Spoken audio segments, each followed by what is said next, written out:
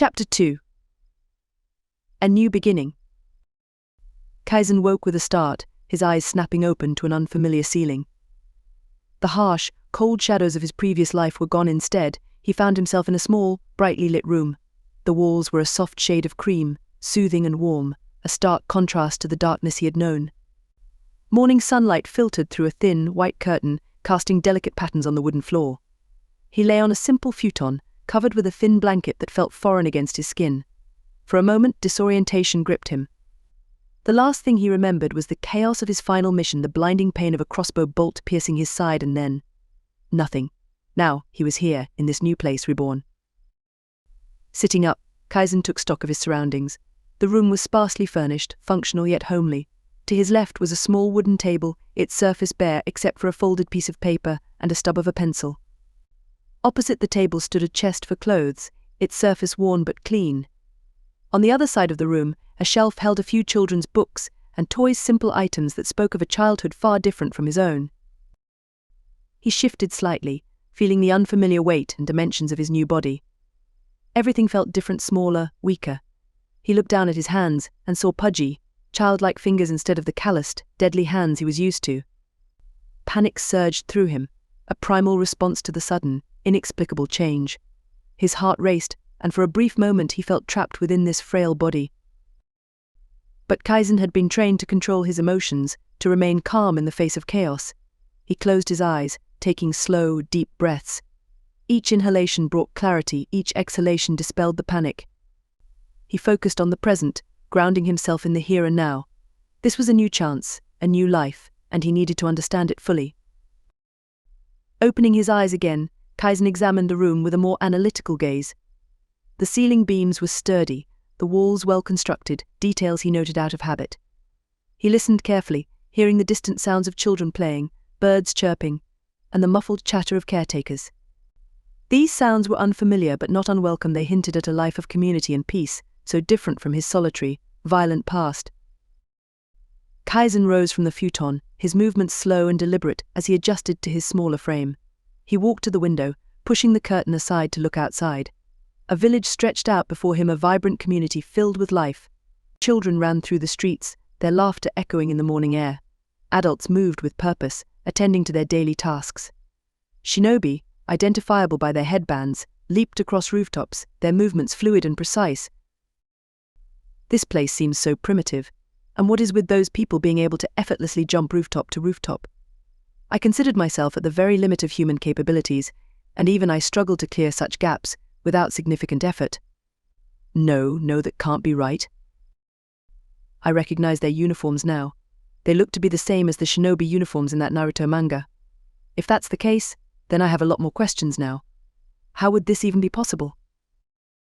Kaizen's mind began to work in overdrive, contemplating the reasons or possibilities available to explain why he was here or what he was seeing before him. Although initially shocked, Kaizen's training kicked in like an automated program scheduled to run on a fast-paced supercomputer. The world of Naruto being his current location was particularly perplexing to him, though.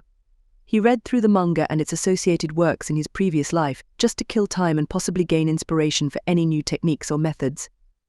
Sometimes, reading fictional works would be able to give him new ideas for approaches or methods of carrying out his missions. He would test any ideas he gained extensively through training and mission simulations, with a minuscule amount of them proving to be viable and even fewer being incorporated into his methods. However, as an assassin, he always sought the slightest advantage he could gain. Sometimes inspiration can be found in even the most mundane of activities.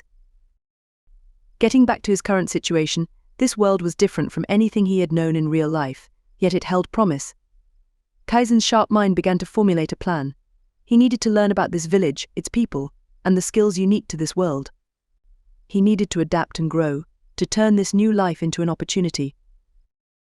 Even if this is the Naruto world as I guessed, I will still need to proceed with caution to ensure that it is the one I remember from the story. After all, if I am to accept the fact that I have come back to life in this new world, then I should brace myself for any number of future possibilities. Turning back to the room, Kaizen approached a small table. The folded piece of paper caught his eye. He picked it up and unfolded it carefully. The note was written in neat, flowing handwriting. "Welcome, Kaizen. You are safe here. This is your new home. The message was simple, yet it filled him with a strange sense of hope. Who was this written by? A caretaker? Or something else? Deciding not to take any chances, Kaizen ripped the note into countless pieces, ensuring the contents would be illegible for anyone who might discover it later. He then walked to the chest, opening it to find a few sets of clothes, neatly folded inside. He chose a simple outfit, a pair of shorts and a t-shirt, and dressed quickly. The clothes were soft and clean, a far cry from the rugged gear of his past life. With one last glance around the room, Kaizen opened the door and stepped into the hallway. The day was just beginning, and so was his journey in this new world. Stepping out of his room, he briefly surveyed his immediate surroundings. This must be an orphanage, then. That's a good thing too. A family might have complicated things for me going forward. Although, that does beg the question, how is my presence interpreted in this place? Am I really known as Kaizen like in my previous life, or was that a sole exception with that mysterious note? Thinking he had some investigating to do, Kaizen moved towards the window at the end of the hallway. Each step was cautious, measured, as he adjusted to his smaller, weaker body. The hallway was filled with the faint sounds of morning activity, the muffled laughter of children, the soft hum of conversations, the occasional creak of floorboards. The air was filled with the scent of breakfast cooking, a pleasant mix of rice, miso soup, and grilled fish. Reaching the window, Kaizen peered outside. The supposed hidden leaf village bustled with life, a vibrant tapestry of activity.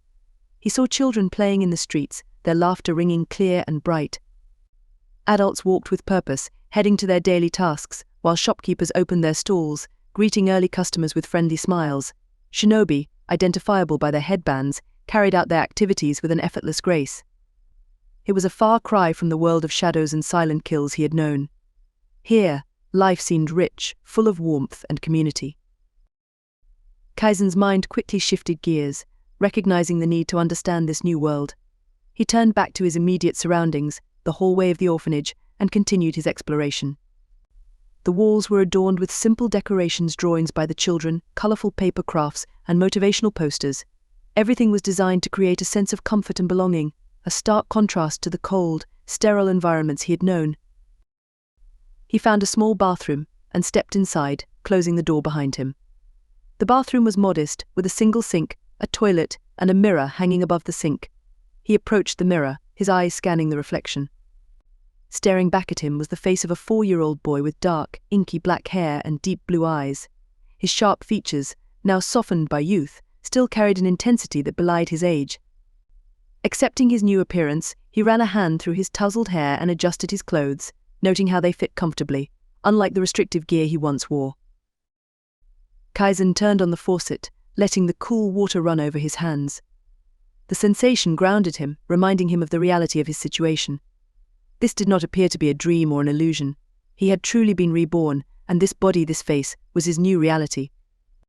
With this in mind, Kaizen left the bathroom to continue exploring. The orphanage was a modest building, clean and well-maintained. The floors were polished wood, and the walls were painted in soft, calming colors. As Kaizen walked through the halls, he observed the other children playing and talking. They seemed happy, their faces alight with joy and innocence, completely oblivious to the harsh realities he had known. They ran, laughed, and played without a care in the world, their games simple yet filled with pure delight. The caretakers moved about with gentle efficiency, tending to the children with kind smiles and soft words. They wore simple, practical clothing and carried an air of calm authority. Kaizen noted their routines, how they managed mealtimes, supervised play, and handled conflicts with patience and understanding. Each caretaker had a distinct role, and they performed their duties with a seamless coordination that spoke of long practice and genuine care. Kaizen's training was second nature, and even in this innocent setting he couldn't help but analyze and prepare. He noted the exits and potential hiding places, mentally mapping the layout of the orphanage. The large common room with its low tables and cushions, the dining area with rows of small chairs and tables, the playroom filled with toys and books, each space was catalogued and assessed. Children ran past him, their laughter infectious as they chased each other in a game of tag. Kaizen watched them closely, silently assessing their movements and behaviors. The carefree nature of their interactions was both foreign and fascinating to him. He could see genuine friendships, the simple joys of childhood that he had never experienced. As he continued to explore the orphanage, each step was a blend of curiosity and caution. He found the garden, a small, enclosed space filled with blooming flowers and a few fruit trees. The sight of the vibrant colors and the scent of fresh blooms brought a rare moment of tranquility to his mind. This place, so different from the harsh environments he had known, offered a strange comfort. Kaizen stepped into the courtyard, his eyes scanning the open space where children were engaged in a lively game of tag. The courtyard was surrounded by the orphanage's walls, with patches of grass and a few trees providing shade. The sun was high, casting a warm, golden light over the scene. Laughter filled the air as children dashed around, their faces alight with joy and excitement. Kaizen watched from a distance, evaluating their movements with a keen eye. His mind automatically analyzed their play, noting the speed and agility of each child, the patterns of their movements, and their interactions. Most of the children were carefree, their actions spontaneous and uncoordinated, but one boy stood out. "Oh?" I recognized that one from the story. According to my memory, he should be a lot older. Ah, so that means I was born before the start of the official manga. That opens some options then. As Kaizen began to formulate a plan, based on the new information he gained, he continued to observe, seeking to understand the capabilities of those around him. With a shock of silver hair and a calm, composed demeanor, the boy moved with a grace that belied his age. His eyes, dark and sharp, missed nothing as he darted and weaved effortlessly through the other children. There was an air of quiet confidence about him, a self-assuredness that set him apart. Kaizen's interest was piqued. Indeed, this boy was Kakashi Hatake, and even at this young age, he exuded an aura of competence and control. Deciding that he had enough information, Kaizen decided to approach. He needed to test his new body's capabilities to see what kind of training regimen he would need to construct. Also, he was interested to see how he measured up against the genius known as Kakashi.